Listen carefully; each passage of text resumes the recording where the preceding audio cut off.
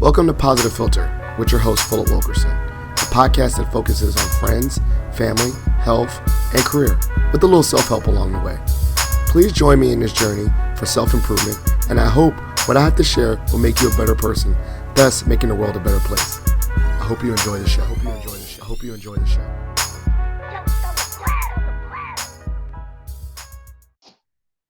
Hello, ladies and gentlemen, boys and girls. It's Philip Wilkerson back with another episode of Positive Philter. I'm joined by a very special guest. Everyone's a special guest to me. I'm joined by my fellow ace, Area 4. I don't. Do we call each other LBs? I mean, I don't know. We LB, Cluster Brothers, all the same thing. We all with the Phi. I'm joined by my fellow Alpha brother, brother Grealin Kimbrough, and we're on the show right now, and we just got hot topics and different things. But I noticed this good brother was sharing his experience with religion, and this is probably something I haven't really touched on the podcast, but he was sharing it. He's doing open forums. He's talking to the community about it. And then now recently he's sharing his experiences, just his voice. And so I was like, me, I slide in the DMs, aka the text too, because I'm not that creepy.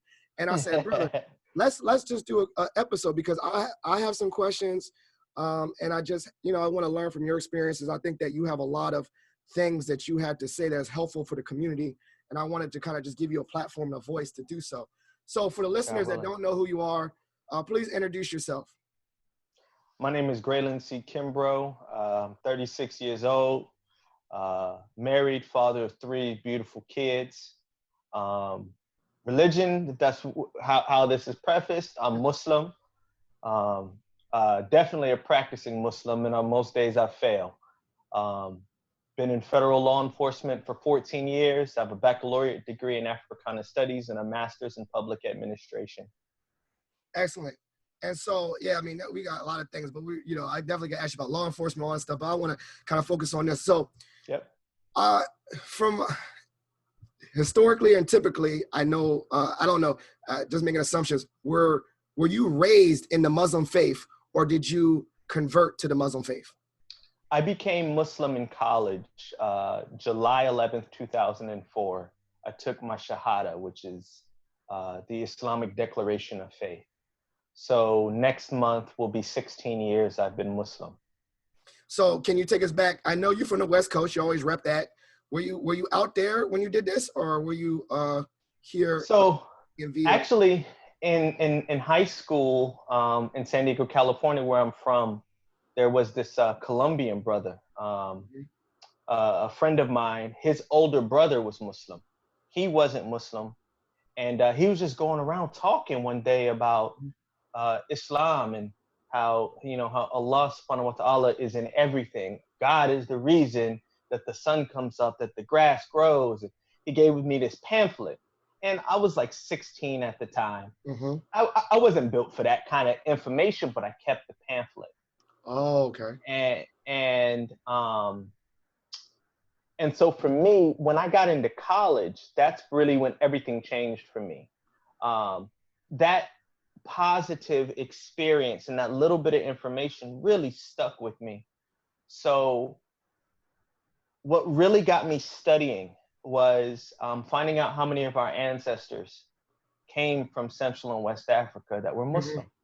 Oh, okay. And that was ultimately what got me on my journey to, and I didn't become Muslim for 3 years after that, but I was interested in learning about our people, our history, historically and contemporarily. Mm-hmm. And then I started studying about what the Nation of Islam, for example, did for our communities from the 20s to the 60s and to the 70s, the overwhelming impact. So it got me really not just studying Islam, but some of the Islamic movements that affected our communities. So for a long time, I didn't consider myself any particular faith. I was raised Southern Baptist. Yeah. I went to college in Detroit, Wayne State University, Wayne State Warriors, shout out. And it's different out there. You know, then you start getting into the interplay of religion and race, especially in an area like that. You know, Dearborn, Michigan has the largest Arab population in the United States. Yeah. You know, so that's kind of how I got on my journey. And it wasn't until, you know, July, you know, my junior year-ish of college, that I finally said, you know, I think I have enough information to make an intelligent decision. And this was after me asking a lot of questions to people of faith. Yes. And the big thing for me is I considered myself a truth seeker for a long time. I don't know what the answer is, but let me be interested in finding the answer. And that's exactly what my journey was for, or my journey was about. And ultimately, that's what led me to Islam. Well, I was just very curious, as one is like, and I think I see the interplay. Like, I'm a history major, and sometimes you go down the rabbit hole of reading books and history, and then it brings forefront, like, I don't know, I think a lot of stuff like right now during current times. So I could see the interplay of you combining your Africana studies with your studies of religion. You're like, wow, this is kind of interplayed. During your discussions in earlier times, were you particularly surrounding yourself, you said in Michigan, did you see a lot of Black Muslims that looked like you? Or did you have to like answer all these questions from, you know, the stereotypical, like in my mind, you know, Arabic, if that's the correct term, I don't want to offend anybody, Arabic looking Muslims? So in an area like Detroit, you have two different considerations. One, most of us in the Black community have a relative that is Muslim. Okay. So you don't have the same type and frequency of questions within our communities, because whether our parents, our cousins, our aunts and uncles agree with our religious discussion, usually you are not their first exposure to Islam as a Black person who is Muslim. You know, we'll take, for example, my wife. My wife was born and raised Muslim, but her parents were converts in the late 60s, early 70s before she was born. So it's not unusual in the Black community to have a cousin, an aunt. I didn't find out I have an uncle who's Muslim until 5 years after me and my wife got married, because he saw my wife cover. Gotcha. That's what. Hijab. And he was like, oh, nephew, oh, I'm Muslim. I'm like, you know, I've been Muslim for a long time. So being in Detroit, you see Black Muslims in the city. But when you go outside of the city, you see Muslims, but you still have issues with race and racism within the Muslim community. I was about to tell that, because you know, my understanding, and maybe, you know, from my reading, you know, Malcolm X's pilgrimage to Mecca opened his eyes to the larger world of Islam, as opposed to the not Americanized, but the American society affected Islam. And he saw that when he went there, it was like the first time he saw Muslims of all shades and colors, and, you know, it opened up his eyes. Do you still believe like there is that kind of same mindset? Like, you know, like if you went to Mecca, it would be way more diverse than the Muslim community in America, kind of like that opening that Malcolm X had when he went to Mecca, you know what I'm saying? So for Malcolm to come out of the Nation of Islam, so let me preface this with, I will never state who is and who is not a Muslim. Gotcha. Right? That is not my place to decide who is a Muslim. Yes. The theology that's associated with the Nation of Islam is not traditional theology as understood by Orthodox Muslims, whether you are Sunni, whether you are Shia, Ahmadiyya. However, if somebody from the Nation of Islam tells me they're Muslim, Islamically, that's not my place to tell them that they're not a Muslim. So I'm slightly controversial in that capacity. But with the theology that he was taught, his theology was heavily focused on social considerations, not on religious doctrine. All right. And when you have that interplay, the social doctrine, because of everything that's gone on in America, superseded a lot of the religious considerations that we proffer as Islamic canon. So with that said, I understood the dynamics he was coming from, but I understood why his pilgrimage or his Hajj to Mecca made such a difference. Yes. There is nothing like going to a mosque and, as Malcolm did, praying next to a blonde-haired, blue-eyed brother that looks like he's of Nordic or Scandinavian descent on my left. And on my right, I have an Indo-Pakistani brother to my right. In front of me, I have an African brother. Behind me, I have an African-American brother. And this is the diversity that you see in a lot of mosques, not all, but it's not unusual. And because Islamic culture is like that, despite having some religious issues, when we come and we line up to pray, you line up and you pray. Like, I'm not supposed to be focused on who is next to me. I'm supposed to be focused on doing this correctly and making sure we're all lined up. You know, we have this belief when we're making prayer and we're standing. Any place that there's a gap in between me and my brother, that's where Satan is at. There's no gaps in between us.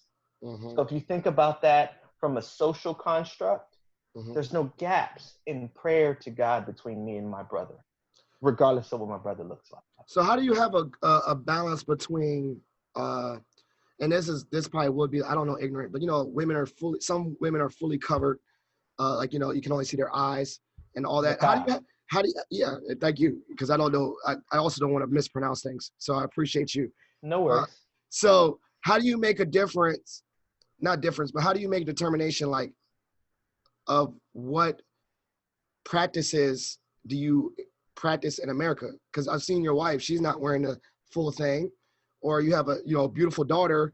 When is that switch? You know, when you switch from different things and different customs and wearing your hair covered, like how do, and this is particularly to you as a Black, how do American and Black Muslims incorporate the practices and then maybe, I don't know, the strictness of certain places, like how strict? So you have certain countries which have a stronger theological placement in the law. You know, Iran, Saudi, where their interpretation of the religion supersedes an individual interpretation of the religion. In my humble opinion, the practice of Islam in this country is more difficult, but it is also more empowering, because generally speaking, however you display your religious devotion is less likely to be forced upon you. Okay? There is a surah, there's a chapter in the Quran, or an ayah, an excerpt from the Quran, that says that there is no compulsion in the religion. And what this means is that you cannot force somebody to become Muslim according to the Quran. All right? So our display in American society more closely associates that for me. How you are seeing Muslim women in American society is more often a reflection of their personal choice, which is how it is supposed to be. Now, there is a cultural understanding. Culturally, I know Muslims who show themselves according to cultural garb, but they may not be that religious because the culture is part of who they are also. As far as like what the theological requirements are, for my interpretation, as far as we'll say hijab is the covering that Muslim women wear. Men have requirements also, okay? Your aura, which is essentially your private parts. For men, we are supposed to be covered from the navel to the knees at all times. Okay, I'm trying to picture that. So like, you can't wear a belly shirt. I mean, no. Can't wear a belly shirt. from the navel to the knees. Gotcha. Okay. Okay. Got it. All right. Yeah. So essentially, it's covering all of a man's private parts from the navel to the knees. All Yes. right. Yes. For a woman, the interpretations are a little bit different. You have some very, very conservative interpretations. Yes. Then you have some more liberal interpretations. Yes. But kind of the moderate course is women are expected to start wearing traditional hijab, meaning covering their hair, to hit puberty. Islamically, we see you as a woman once you hit puberty. Gotcha. Okay. Okay. So that's when the requirements kind of change. Now, the concept of nakab, a nakabi, covering your face, that is a far more conservative interpretation. Yes. It is not my personal interpretation. I don't have that conservative interpretation. And part of the reason is law enforcement affects my outlook, having masks in public, all right? And then theologically, when you make Hajj to Mecca, when every Muslim makes their Hajj to Mecca, their pilgrimage, women do not wear niqab during Hajj. Oh, okay. But it's in a jurisdiction in a certain, they have to be within an area though, right? Like when they make, they're going to the pilgrimage but they have to be within that area to be revealed or whatever. No, well, this has to do with interpretation. When you are making Hajj, it is not Islamically permissible to wear niqab. Okay, gotcha. Period. Like that is part of our theology. Just like when you make Hajj, you wear all white. Everybody wears the same thing. So that there's no differentiation between your status in society. That is the ideal.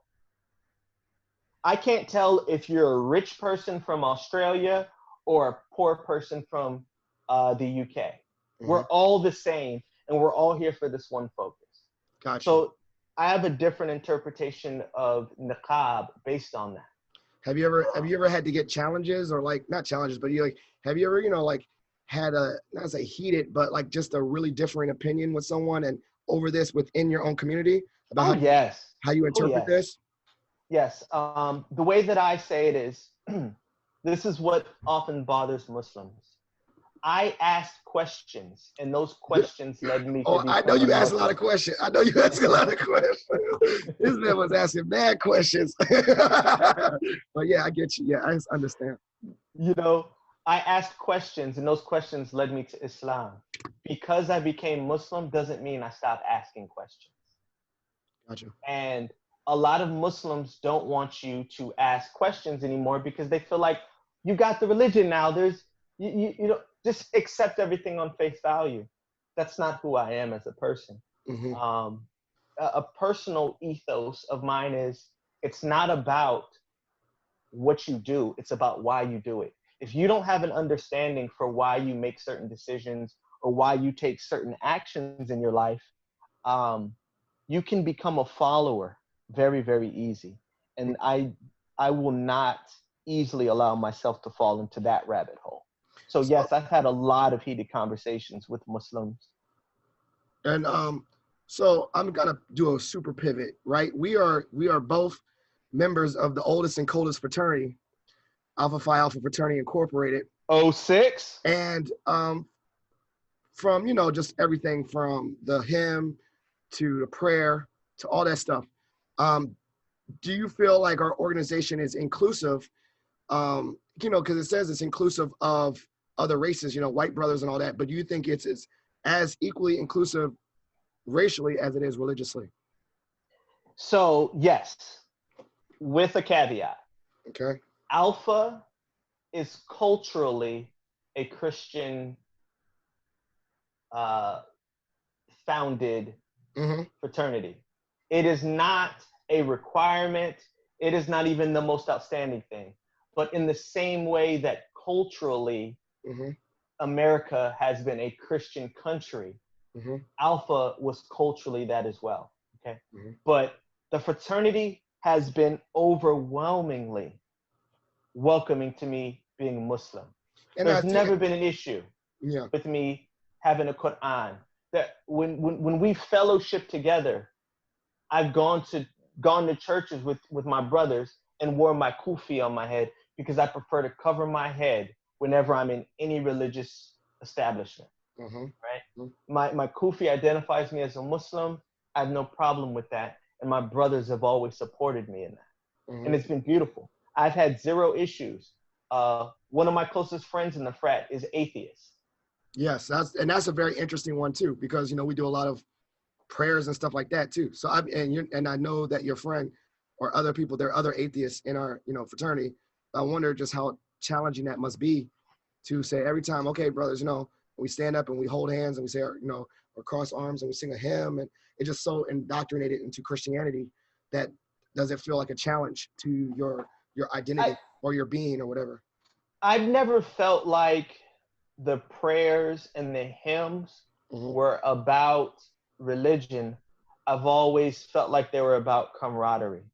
There are certain things that when you do them with other people, it brings you closer to each other and to a cause.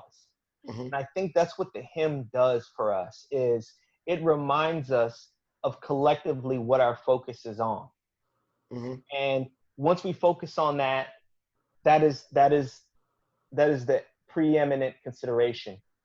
But if you also have a faith, that is also your time to ask your creator to help us advance that cause.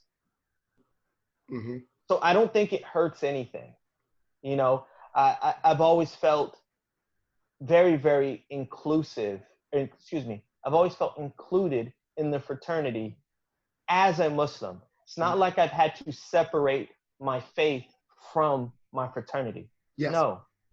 I've been allowed to bring my experiences, my language skills, my professional experiences to the fraternity and my religion as well. Did you have you ever met, like, I'm just curious because I know we saw that Alpha, the camaraderie, the little, not group, but there are multiple brothers. They got shirts that say Alpha and Muslim. Alpha, yeah, Muslim Alpha Brothers. I have one. Yeah.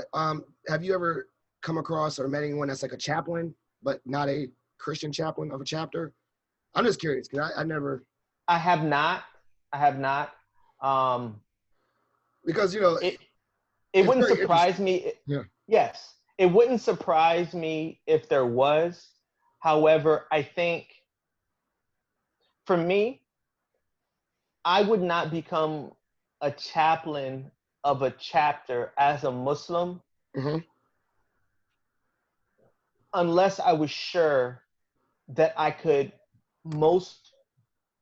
best address the needs of my chapter. Yeah. So if we'll take, for example, law enforcement, we have chaplains of all faiths. Yeah. And yeah. You minister to people regardless of what their faith is, because you're not ministering religion. You're ministering to their spirit. It's not about the denomination. You minister to atheists because there's something greater than the religious consideration. It's about the human-to-human connection. Let me find a way to get you the support that you need emotionally, spiritually, okay? And I think we can do that within the fraternity as well as Muslims. However, I am not yet mature enough. I do not yet have the words to know how to connect with people without introducing my faith into the conversation. That is my own personal shortcoming. I get that because it's funny. You're saying, like, you're sounding really articulate and mature. And I'm like the chaplain. You see my, my goofy tail. I'm the chaplain of my chapter. And I think, I'm not a, I don't have a master in divinity. I'm not like a preacher, but I think you kind of like made me feel better about what I'm trying to do, is like people to people, sending positive things. Say, if you need me, check in with me, check in with the brothers. I always, make sure I send emails. What's the pulse of the chapter feeling like?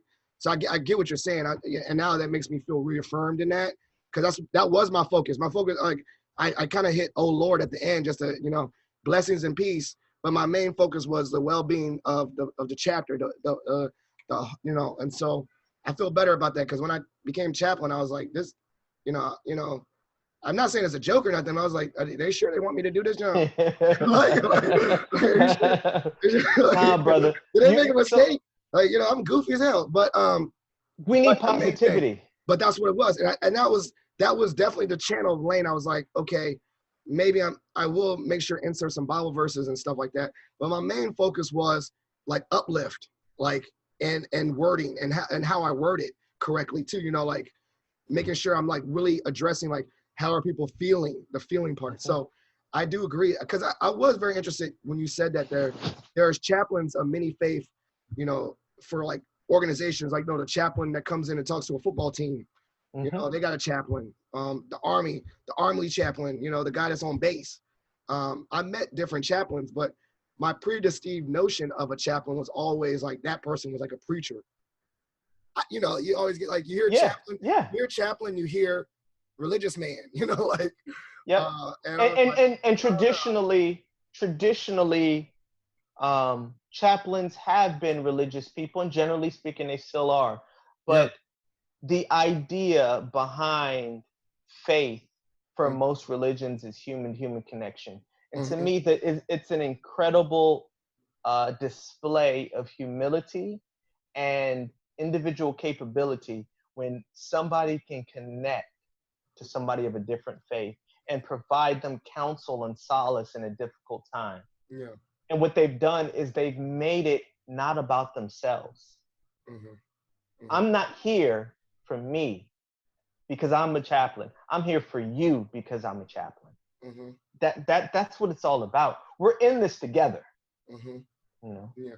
So how much does it, like, when you see, and this is kind of historical, I'm going off the top of the dome, but post 9/11, and the overt persecution of Muslim practicing people in the United States, did you get a double whammy as a, did you get compounded oppression as a Muslim and a black man? Did you get compounded, or you were like, and no offense, I don't want to offend anybody, but like, yo, the heat's off me for a little bit for the black man.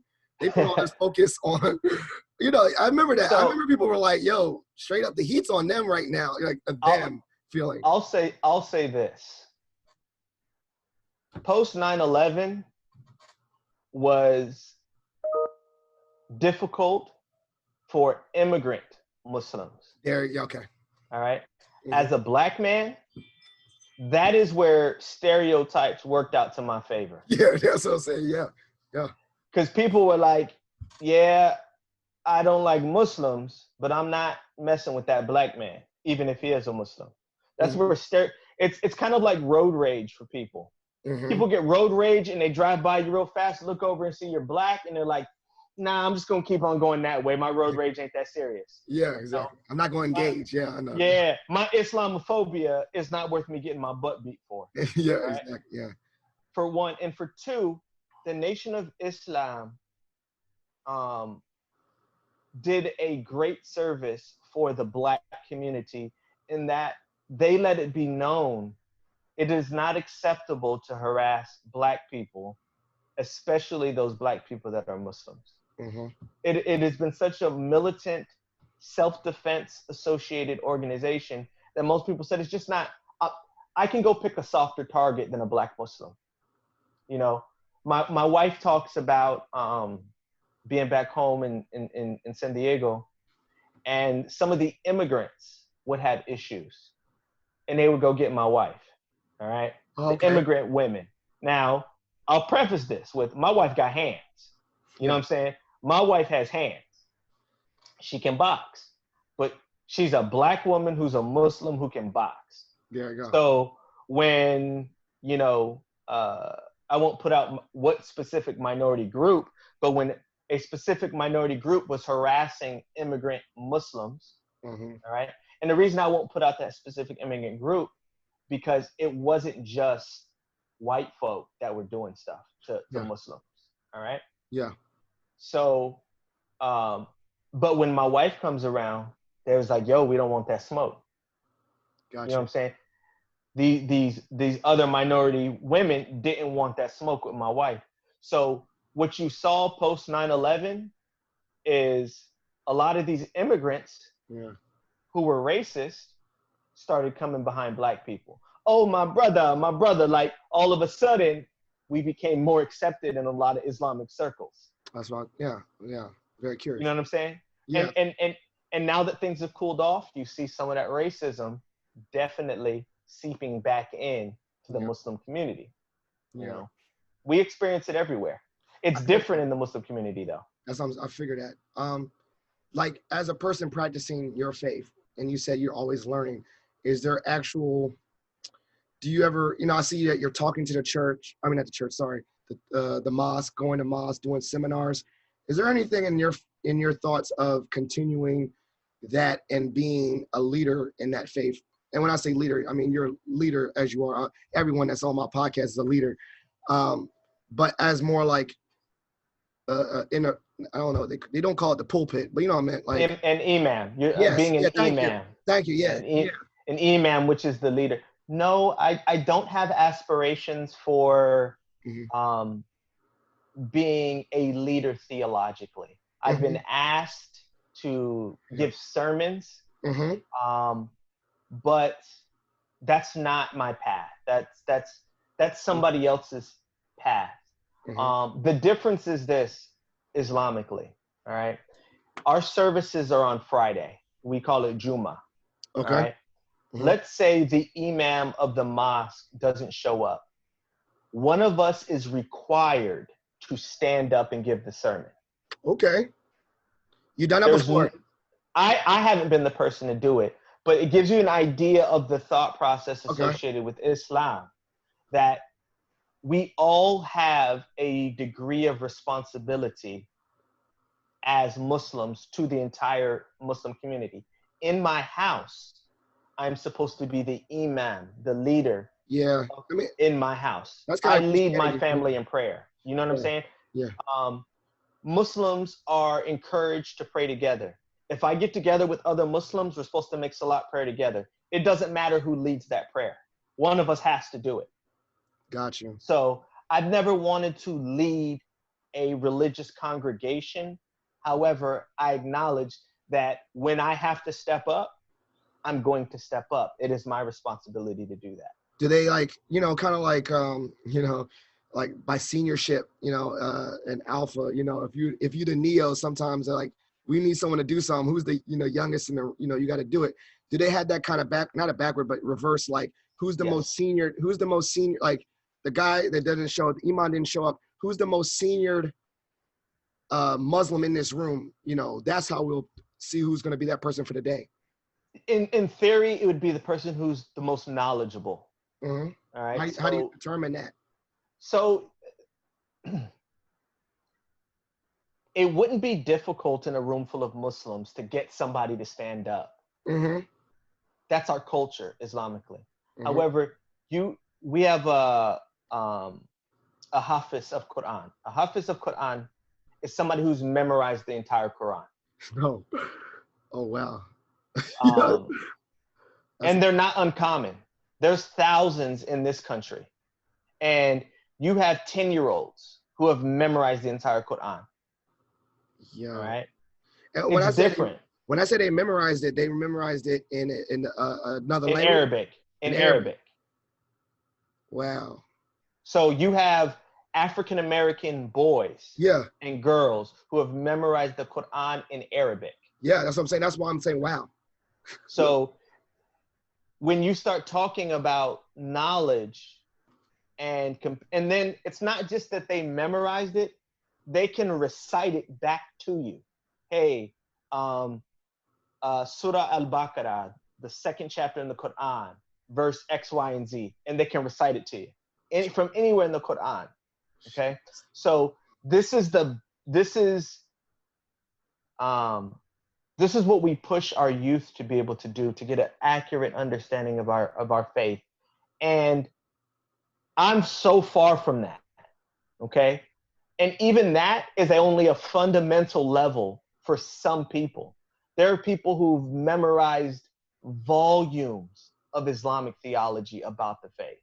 So somebody to get up and lead a sermon you might have somebody who's like, you know what?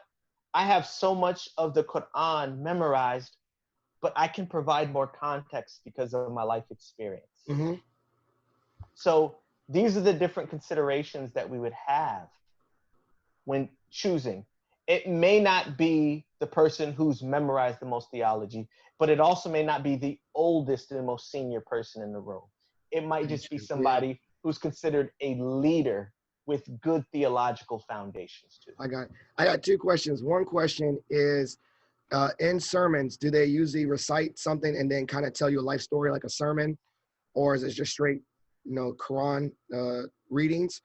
And then two, how open is it? Like, we have services on campus at Mason, right? Mm-hmm. Is it open to the public, and is that disrespectful just to come? And I mean, obviously you take off your shoe and respect it, or you need to be like really committed, like you had to be Muslim to join those services?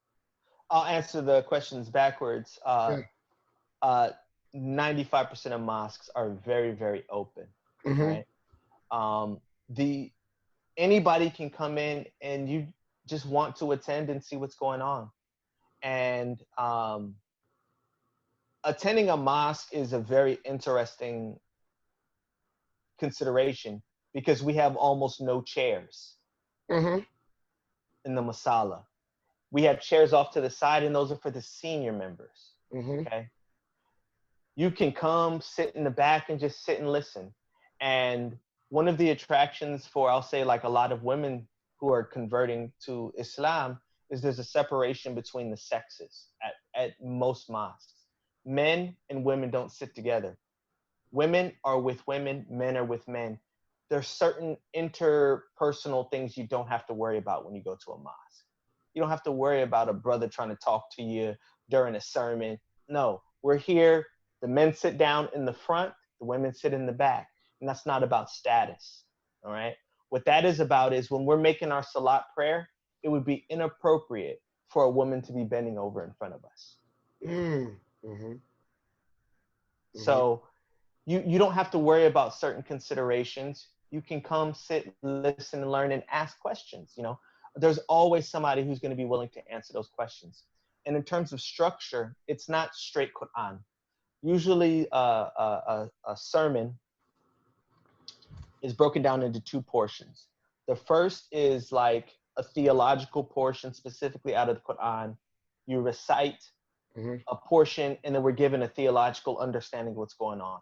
The second portion is about the community, the issues that are affecting the community that is surrounding us. So if the mosques were open right now, we would be hearing sermons most likely about racism and about police brutality. That is part of the culture of Islam. It's advocacy. If we were having floods, the second part of the sermon would probably be about charity. Okay. And then the culmination is the group prayer. The imam in the front leads the prayer for the entire congregation. And then we close it. And most sermons are like 30 to 45 minutes. That's it. We get in, we talk about what we got to talk about, we make our prayer, and then you go back to work. That's our culture. Excellent.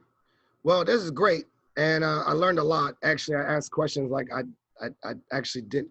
I thought it was free flowing. I had my notes, but I was like, man, let me just ask off the dome. And I actually really wanted to ask these questions normally. These are questions I've always had, and I'm definitely. I think the one at George Mason University is open because they want, just expose students and all that. So I'm going to check out and support my Muslim brothers and sisters on campus and check out a service, just to, support those students and let them know. I'm not saying I'm practicing or nothing, but that is support. I'm here for you. Here for you in different. You sound like a chaplain, brother. No, no, just a dude that likes to help people. So there's a part of the show called Shot for Shot. No, not alcohol. I mean, you never know. Corona. We're at home. We could. I look like I've been drinking, but I haven't. Just the way my look. But you get to ask me any question you want related to the show or not, and I get to ask you any question. You want to go first? I'll go first. You go first, brother. All right. So you have had experiences in the United States on East Coast, Midwest, and West Coast. Tell me which one is your favorite, and tell me the vibes that you get from the different pockets of the United States that you've lived. I love the South. Oh, yeah. I love the South. My mother was raised in South Carolina. My family lineage goes back to Alabama. There is Southern culture that is just very laid back and chill. Mm-hmm. I love open space and I love open land. I love that. Now, I will always be a Cali boy at heart. I will always, all right? I was raised in Mexican culture. Okay. You know, I probably didn't realize I was Black until like 10th grade. You know what I'm saying? Okay. My second language is Spanish, you know. You got it. Okay. My favorite food is carne asada, French fries. You know, like there's just certain things that are part of who I am that is reflected on all the different places I live. My dad was raised in Detroit. That's why I went to college in Detroit, you know. So there is that city mentality that I have from living in San Diego and going to college in Detroit. Mm-hmm. But as far as my favorite spot, I want to retire in the South with a small body of water where I can fish and smoke hookah until my grandkids come and take care of me and change my depends. I love you know it. What I'm saying? That's it. Well, That's it for me. I got in a really heated argument that that the South is the best region in music and rap music. Oh, yeah. No. Someone was like, oh, the Mecca's New York. I was like, no, so I was like, man, they got the beats, they got, you know, I mean, if you want some lyrics, we can get Outkast. I mean, it's just the perfect mix.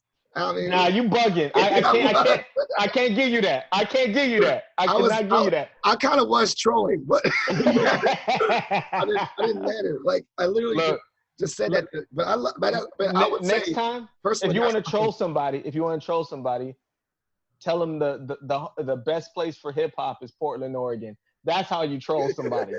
That's how you troll them. All right. Yeah. Or Seattle, Washington. That's what you do. I was saying like, and I was like, yo, what about, you know, the South is everything. Houston, Texas, just everything. Oh, man. And I was like, we moved. They moved the music. It was like, I love hip hop. I love hip hop. I really got them. I really got my friends that were from the representing New York. I really got them upset. Like, I'll tell you this, man. You know, 2000 from like 99 to like 2001. All right. I didn't listen to anything but underground East Coast rap. Oh, okay. I was about to say. Nothing but, I'm talking like. Immortal Technique and all that? Graph. Okay, I know what you're talking about. You know what I'm saying? Like, I'll put it to you this way. I remember when 50 Cent came out in the club, right? Mm-hmm. The first time they played it, we were in a club in Tijuana, Mexico. All right. Mm-hmm. Me and my boys were rapping the song the first time it played in the club. Like, we were so underground that the music was old when it hit. Oh, 50 was already established. No, he wasn't. I mean, but you already knew him though. We already knew him. We already knew of him because of his mixtapes beforehand. Yeah. Like, I remember. Yeah. Like that's how. Yeah. And look, I don't want to make this about music, bro. But mixtape 50 Cent is a whole nother animal right there, son. Yes, it was. You know what I'm saying? No, so yeah, we can go all day. You bring me on in the future, we'll talk about music. We can. You know what I'm saying? All right, so what's your random question for me? But don't ask me the best regional rap because I ain't trying to troll nobody right now. Bruh. You ain't gonna troll me on that subject, son. My question for you, I wish you would have gave me time to prepare for this. I don't. That's why it's called Shot for Shot. I just thought of that question too off the top of my head. I don't prepare. Let's make it up. You're an advisor at George Mason now. Yeah.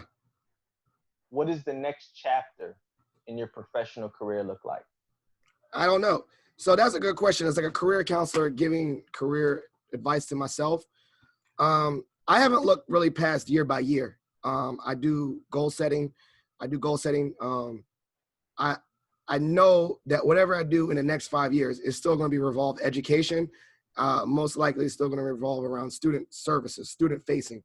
Because as I know, as I move up or try to move up per se, I don't want to get a disconnection from where I like it. Like anything in education, right?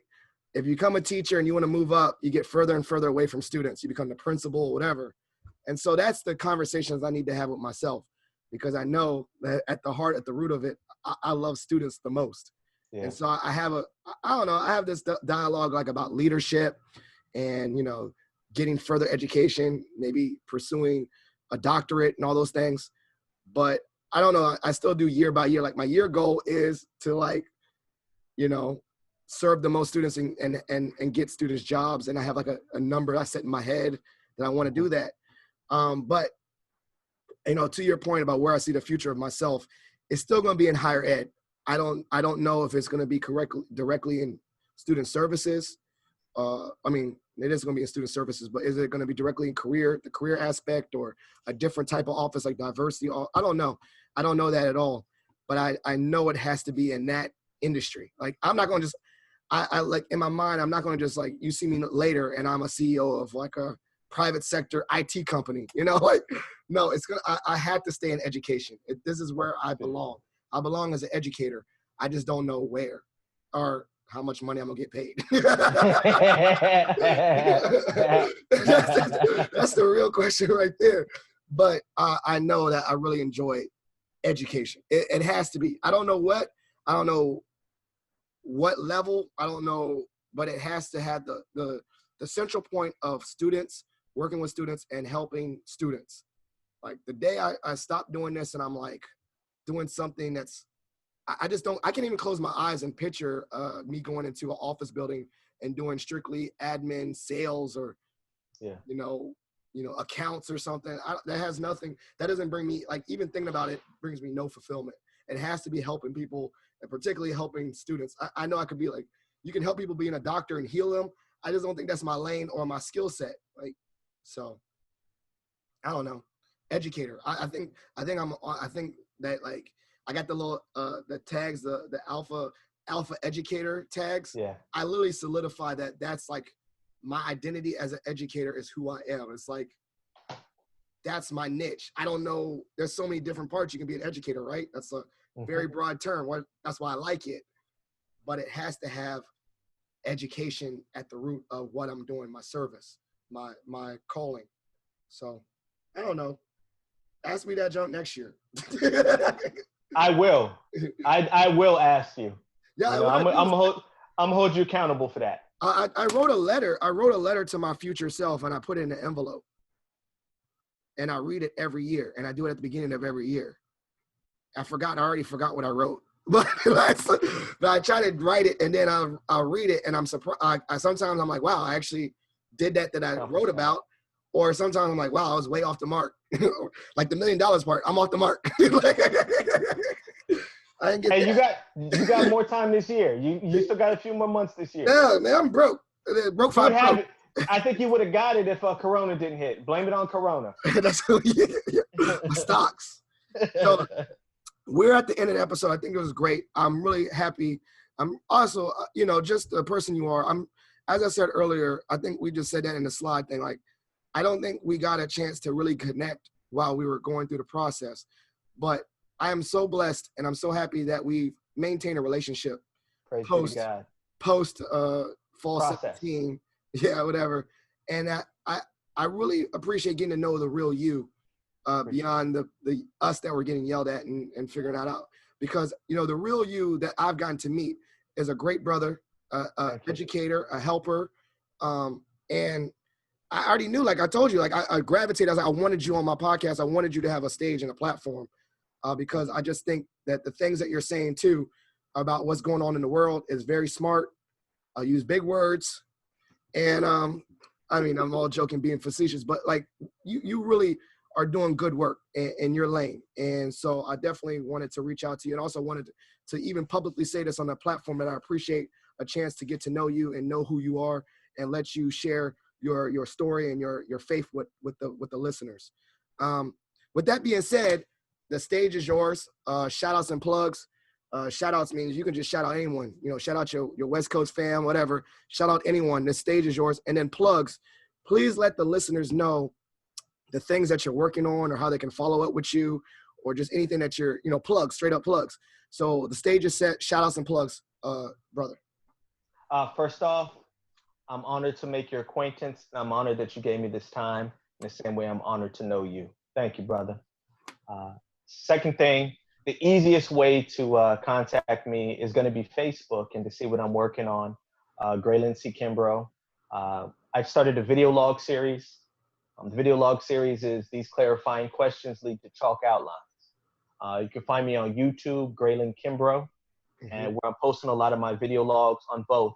But I will say that the difference between my Facebook and my YouTube is my Facebook gives me an opportunity to put my writings out there as well, which I believe sometimes can be a little bit more nuanced. But there's great messages in my video logs as well. And the most important shout out that I want to do is to my wife, Ola Kimbrough. Very good. She's a trooper. She puts up with me in all my ridiculousness, and I love all three of my kids. So so you can share the same hashtag. I got a hashtag called Prayers for Maggie. Nothing's wrong. She just lives with me. So we can do. You see it. Look on my Facebook. I use that randomly sometimes. Prayers for Maggie. Nothing's wrong. Just.